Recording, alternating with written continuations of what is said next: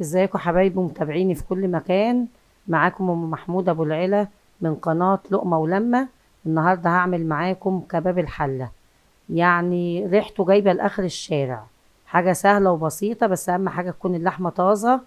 اهم حاجة الدهنة الضاني زي ما بقولك. واللحمة بتقطعيها مش كبيرة، يعني بتحاولي تقطعيها زي الكبدة كده علشان خاطر تقلبيها وتستوي بسرعة معاكي. معايا هنا دهنة ليا انا مسيحاها وحطيت منها علشان خاطر تدي الريحة والطعم، لان الليا الضاني لما بتنحط في اي لحمة، في كفتة، في كباب حلة، في الطبيخ نفسه، لو انت بتطبخي تنقل الاكلة في حتة تانية خالص. زي ما انت شايفة بقلبها حبة، بشوحها شوية على النار.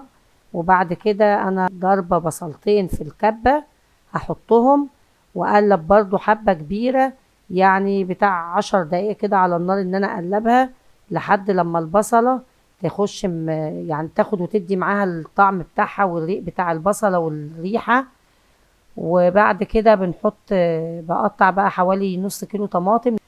حطيت ملح وفلفل اسمر والبهارات السبعة علشان تديكي بقى النكهة والريحة والطعم. ما تنسوش بقى تدعموا القناة بالاشتراك وتفعيل الجرس عشان يوصلكم كل جديد من قناة لقمة ولمة. هقلبها برضو حبة كده وبسيب ما تعليش النار قوي، يعني خلي النار عليها وسط علشان خلال نص ساعة تكون استوت معاكي.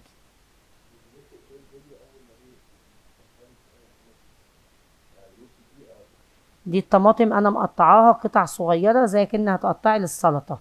يعني لو انت هتعملي سلطة بتقطعي طبعا قطع صغيرة، فهي نفس النظام. هشوحها برضو بالطماطم حبة كبيرة، يعني زي ما انت شايفة كده برضو ايه، يعني لازم اخليها لما تجيب الصوص بتاعها الطماطم. وبعد كده بقى لو انت بتحبي الحاجة سبايسي حراقة، يعني بتجيبي قرن فلفل اخضر، او لو حبة شطة. بس انا هقطع عليها قرن فلفل عشان يديها طعم ويديها ريحة. بس بسيبها شوية لغاية لما تبقى تخش في السوا، علشان الفلفل تبقى ريحته طالعة في قلب اللحمة، تديكي بقى النكهة والريحة والطعم اللي انت عايزاه. انا بنشفها بقى، خليها لما تجيب الصوص بتاعها دي ينشف خالص، علشان انت بتاكلي في لحم، مش هتاكلي طبعا الصوص بتاعها اللي هو يكون زيادة. بسيبها لما تنشف، وبعد كده نغرفها في قلب الطباق ونقدمها بالشكل الجميل اللي انت شايفاه، وبالهنا والشفا لكل اللي هيعمل الطريقة. وما تنسوش تدعموا القناة، قناة لقمة ولمة. معاكم أم محمود أبو العلا، والسلام عليكم ورحمة الله وبركاته.